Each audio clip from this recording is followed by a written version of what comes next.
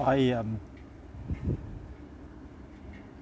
in 2012 I read a thing, I don't know if it was a paper or what, it was on his website or something.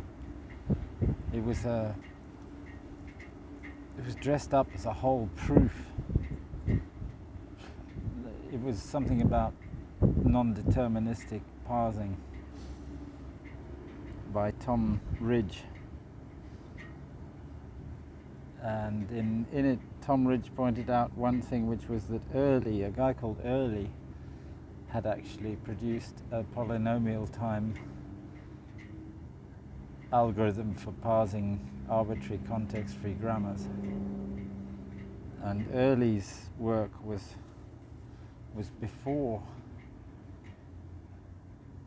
Nuth's.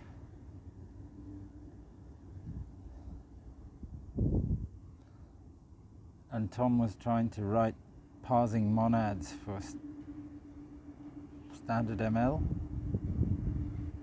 No, I think he did it all in OCaml. And I built his parser, but it still had a problem.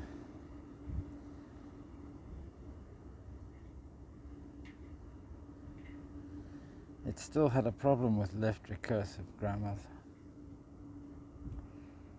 And I remember I'd implemented a parser for my my stupid lambda calculator. I just hand coded the parser in standard ML.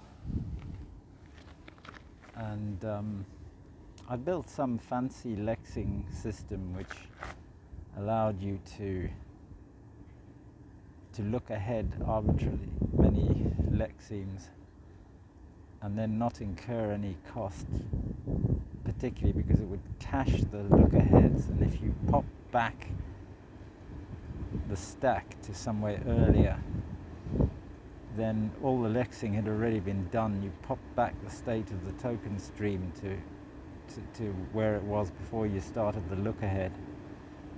I'm not even sure any of that was necessary, and then I implemented an efficient parser for lambda calculus, which involves left associative lists for application, because application in lambda conventional lambda notation, application is left associative with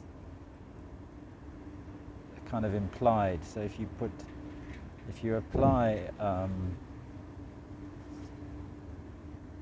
arguments a, b, and c to function f, you write f, a, b, c, and that's f of a, of b, of c. So it's left associative, and it's doing partial application as you apply them. And I just implemented that as a kind of continuation, I think. It doesn't work, but when I got given that drug in April 2011, I threw away all my stuff. I threw away my computer, I threw away all my backup copies. I just gave them to random people and left them on buses and stuff because I thought I was going to die. And so I just wanted this stuff to be spread out.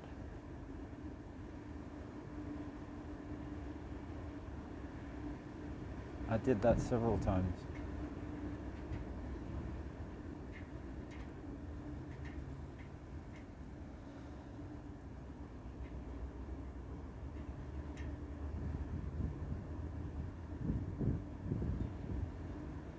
And I was actually in communication with Tom Ridge. I remember once he said to me, "I'm really depressed." And when I was looking at his stuff, he then did another version of his parsing monads, and this one worked with another arbitrary parser underneath, and I got the feeling he was trying to lead me on to something again, but without saying what it was. He started messing around at kind of lexical level with tokens and stuff. And I thought, he's trying to tell me something, but he can't say it. And he did tell me at one point that he was depressed. The thing is, Tom Ridge was a student of Peter Sewell. And what prompted, the time Peter Sewell asked me about parsing random grammars was the time that that he and Tom Ridge and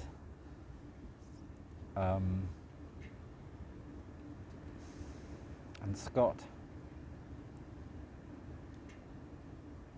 Sorry, Scott, I keep forgetting your surname. Had written this thing called OTT, which was supposed to be a kind of general semantic framework. Again, I don't know what Peter Sewell thought he was doing, fighting World War I or something. Fucking asshole. And he did this and then somehow miraculously got himself a grant from IBM to do some fucking bullshit semantics on their memory caching in their tower architecture. I really don't like Peter Sewell, I'm sorry. Sorry, Peter. I thought you were a twat the first minute I met you, and nothing you ever did changed my opinion.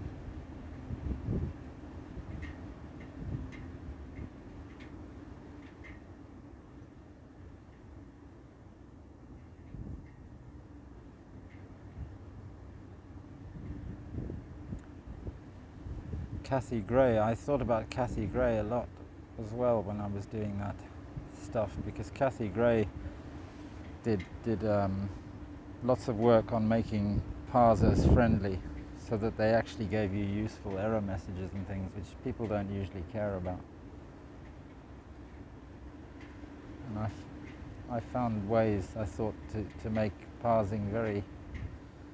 You could actually return all the attempted parse trees, and you could let the user explore the list and see in a kind of intuitive way what had gone wrong, that it had tried this and this and this production, and that they had failed for these reasons, and therefore this production had failed. You could do it by navigating the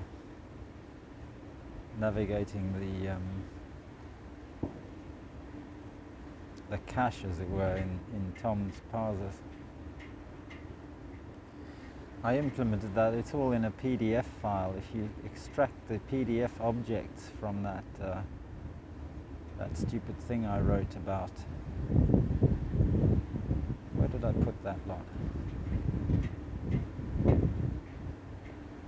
I stuck them in a PDF. I think they're in the PDF of that Genesis. Yeah, they're an embedded source object in the PDF of that Genesis paper. So if you do that, you'll get all this. You'll get a tar.gz file full of standard ML code. And after I did that, a guy in Denmark, one of the maintainers of Moscow ML, actually went and fixed the bugs in Moscow ML. That I'd written so much bizarre fucking shit with functors and things that I crashed the compiler all the time, and I found the only way I could get the thing to compile was by individually spawning commands into another executable, and that way you restart the standard ML interpreter with a clear slate, and it manages to get through the compilation. But after I did that, what's his name? Forgotten his name.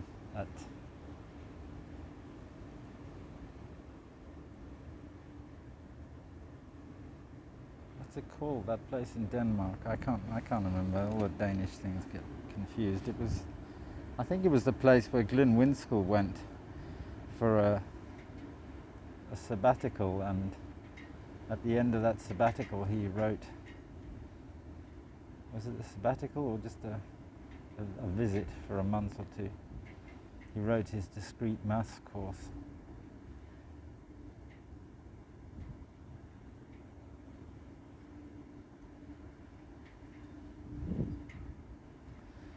And I remember spending a Christmas faxing him my proofreading attempts on his discrete maths course.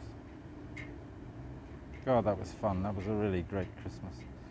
Thank you, Glyn.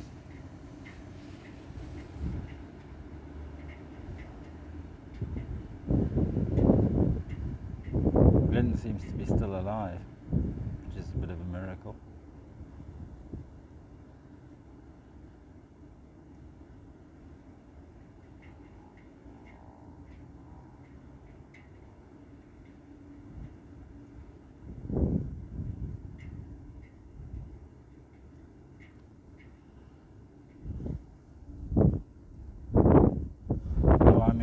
think now that if somebody's still alive, it's because they did something wrong.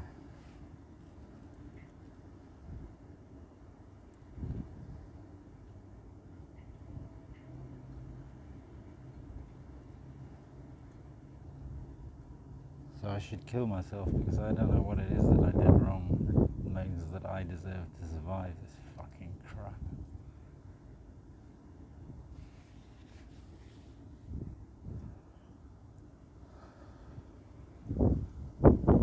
Trouble you get into when you just try and do a decent job or something, eh? Wouldn't believe it.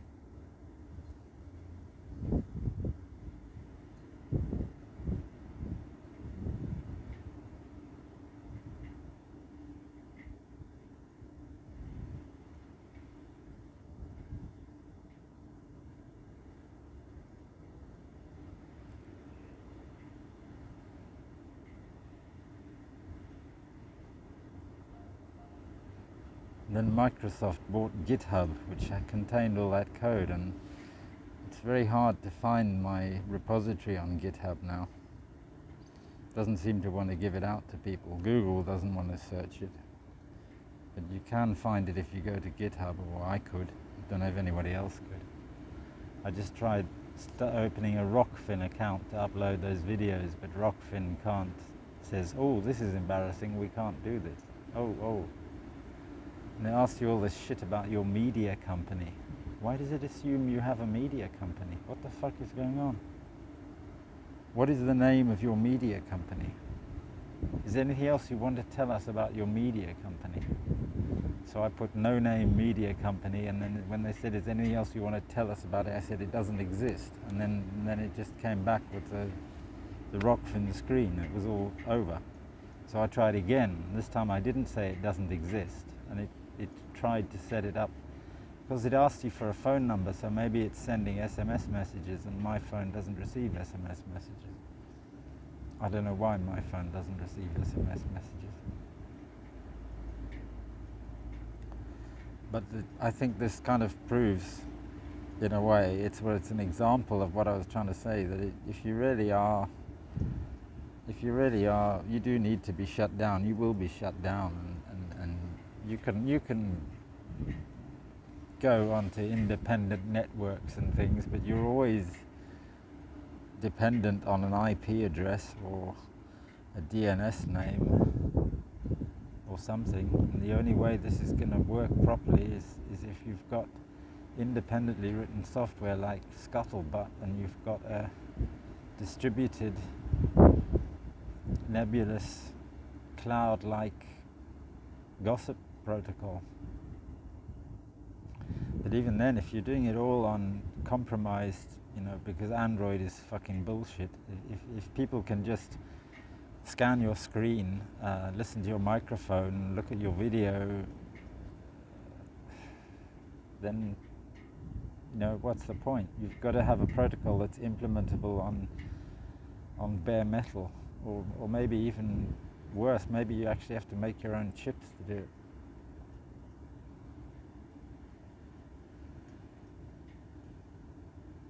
I tried a lot of times. And I'm bored now. I'm bored of this. I'm bored of repeating myself. I'm bored of going over my life trying to work out what's wrong when I don't have anyone else to talk to about it. And I'm really angry about that Twitter account of some Bolivian girlie who I thought she was Bolivian somehow. I don't know why I thought that. Had been to Stanford and was working at Google, and said, oh, I'm unemployed at Google. I kind of kept her at arm's length because I thought, oh, maybe she really does know what's going on. I better not,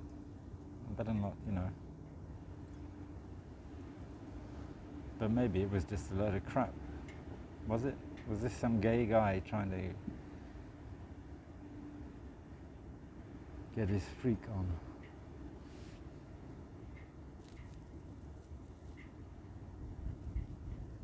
Sick of it. And then I read I'd read about that Stanford murder in the chapel. Some woman had been found with a crucifix shoved into her vagina, found dead in the chapel, and I thought, oh my God, what the hell is going on here?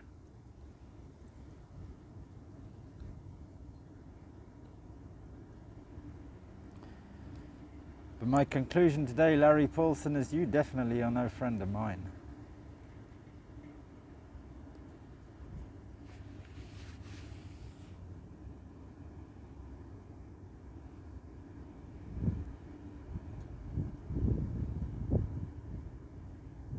In fact, I think you're an exceptionally stupid man.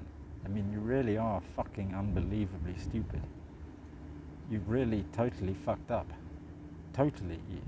Your entire career is a fucking joke.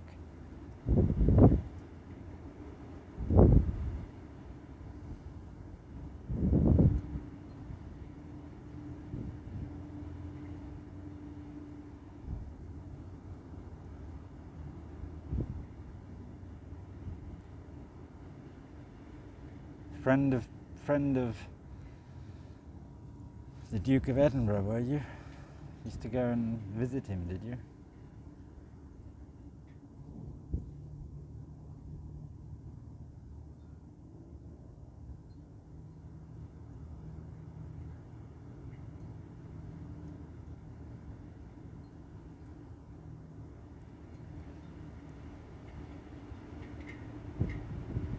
Those Facebook posts you put up, constant fucking Brexit shit.